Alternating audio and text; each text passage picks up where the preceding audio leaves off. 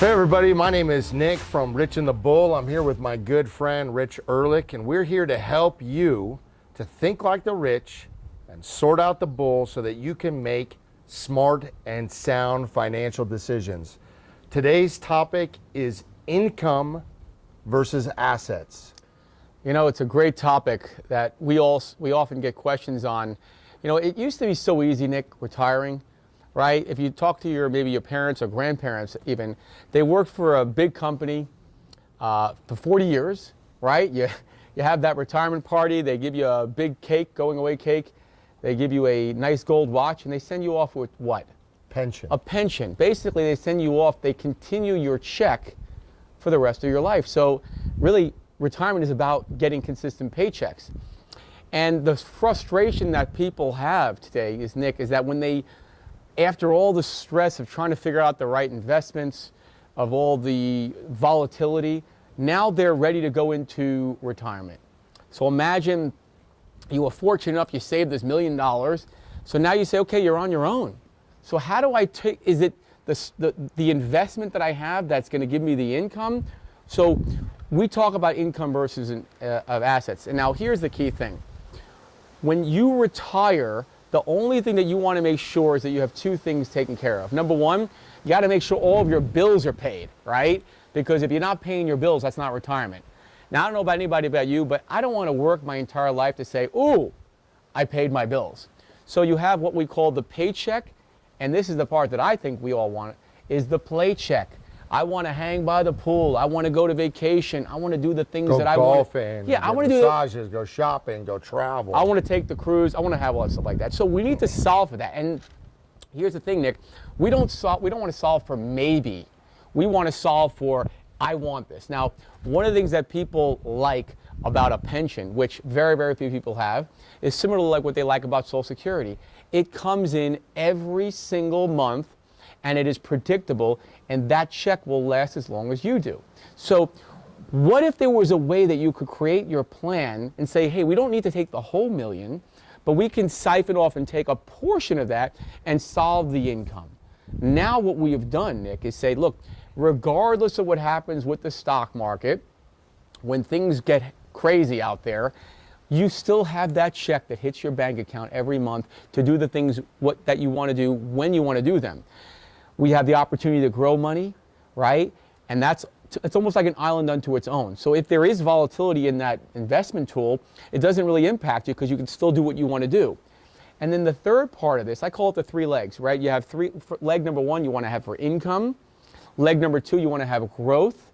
And leg number three, and a lot of people don't talk about this because it's not too sexy and exciting, I call it the emergency cash position. Right, so things are always coming up, right? Right. I mean, you know, the roof. You got to replace the roof. Right. Whatever it may be, and you don't want to have to break leg one or leg two because they have each dollar has to be specific to its own purpose. So what's nice is that you have the comfort of knowing, hey, if something goes wrong, I have the money to do what I want to do. I have my growth money, and guess what? The most important thing is you have the paycheck, and you have the playcheck.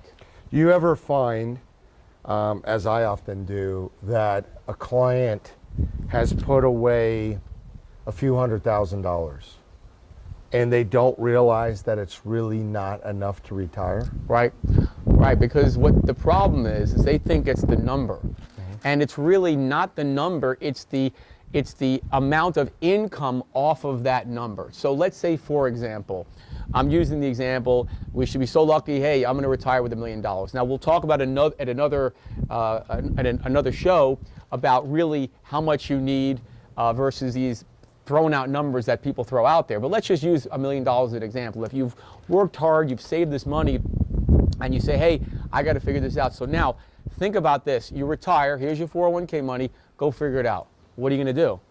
Well, I don't know. I mean, am I going to sell stock? I mean, there's got to be a plan in which you can generate that income from. And it's got to be a plan that works consistently year in and year out. One thing that I often see is that clients don't figure in inflation. Right. They don't think about the X factor, hyperinflation, goods going up. They think that the capital gains tax, when they go to pull out money 20, 30 years from now that it's going to be at the same rate. So they're calculating at 15% or 20%, not realizing that we do have all these unfunded liabilities, right? We do have this huge deficit. And one day it's going to rear its ugly head in a way that we have to deal with it. And in order to deal with that, we're going to have to raise taxes. And so you planned on you're having X amount of dollars that say 15%, right? But it's not 15% anymore, it's 25%. And it's going to change what retirement looks like for you. Well, I'll tell you, we talked about this magical $1 million. If that's all in your 401k, that's not all your money. You haven't paid $1 in tax on that. I liken it to the example, if you're trying to shoot a basketball doing a foul shot, and every time you're taking a shot, someone's moving the basket just a little bit. Very hard to get them in there. So there is an unknown factor.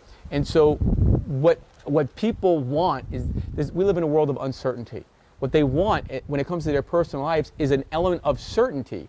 So the things that we talk about for our clients is saying, how do we create a plan that includes all of these pieces so that you can do the things you want to do when you want to do them. It's not so they can be, you have to become this financial expert, but if you do the homework up front and you ask all the questions that sift out all the myths, the misconceptions, I heard this, I read that, that will allow you to make sound and smart financial decisions. And one of the things that we focus on heavily is we are going to ask the questions that you don't even know what to ask.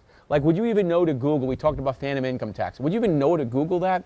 So that's really what this program is about. What do you suggest somebody that is watching this right now and they say, I have a few $100,000 or more than that or $1 million or whatever, and they say, look, I haven't thought about the fact that assets do not pay bills, right? Assets, you can't asset your way to paying a bill. You can income your way. You take income to pay bills, right? If you have an actual asset, it doesn't pay your bill. It's the income off of assets that do. So what would you suggest if somebody was watching this today and they go, wait a minute, I've got all this money in my IRA or 401k and it's all in there. How do I go ahead, do something now so that I can make sure I have income instead of just assets? Well, the first thing that we have to do is really get an understanding of what you are trying to accomplish. So we do that with lots of questions.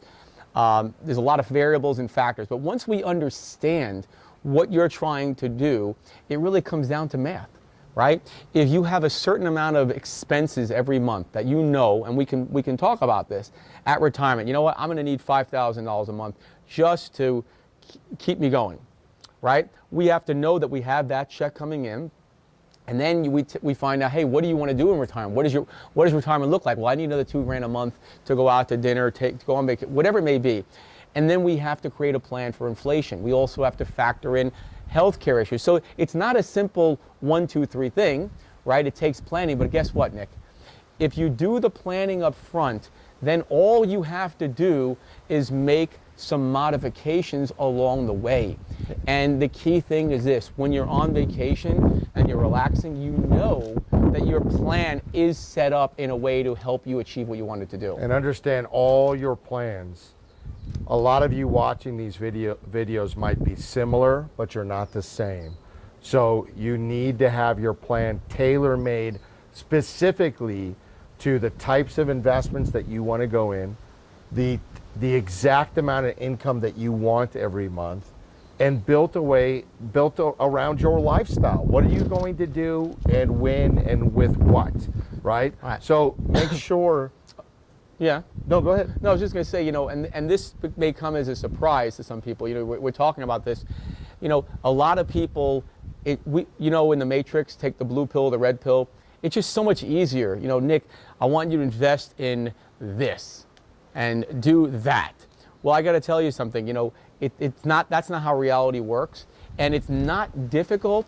It just takes a commitment up front to help you create a plan that's going to be specific for you. And once you do that, then you're hanging at the pool. Yeah, you were just took what I was going to say. Make sure that you're building something specifically to you, and be willing to commit. Right. Right. You got to be willing to commit. But guys, we love bringing this kind of information to you. We hope that it's valuable, and if it is so, please make sure that you tell us so. Like us, share and comment on our videos. Be entered into a raffle for a $25 Amazon gift card. Tell us what you like, what you didn't like. Follow us, make your comments. Stay tuned to our next video, guys, where we're always bringing this information because it's the best thing for you. Share it with your family. Take the financial bull by the horns, and we look forward to seeing you on our very next episode. Thank you.